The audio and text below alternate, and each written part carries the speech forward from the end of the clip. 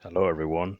In this short video, I'm going to show you one way I like to paint eyeballs on miniatures. The thumb to painting eyeballs, don't use pure white. Unless you're trying to affect a glowing effect, then that's okay. But eyeballs are never pure white, especially on a miniature model like this one, which is 1/35 scale or any scale.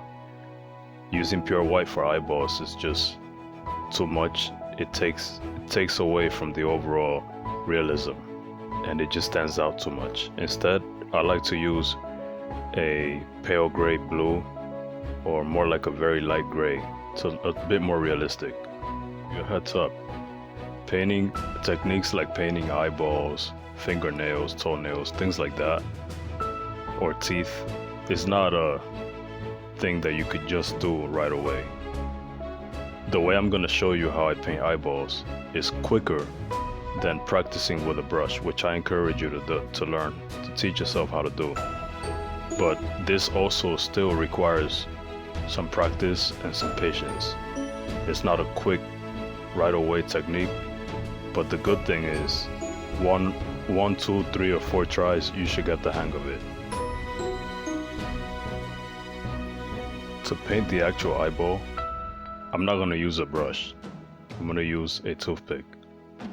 Now, I've already shaved down the toothpick to be a little sharper.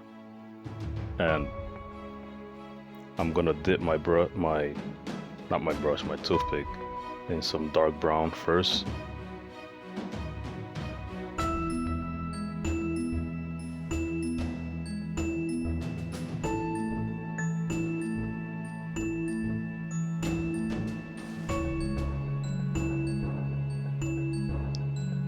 And just gently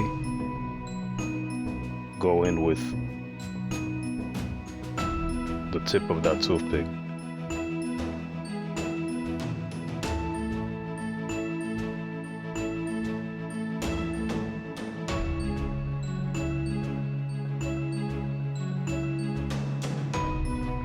And there you have it.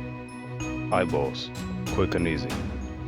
To add more flair to him, I'm gonna take some black and just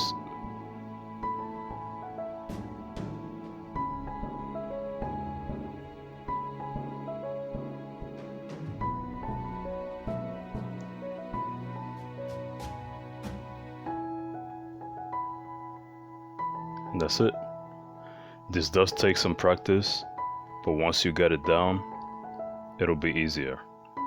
And then, of course, if you want to paint a pupil over a layer of skin over the top, you can do that. But this is the way I like to paint eyeballs, quick and easy. I hope you try it out. Until next time.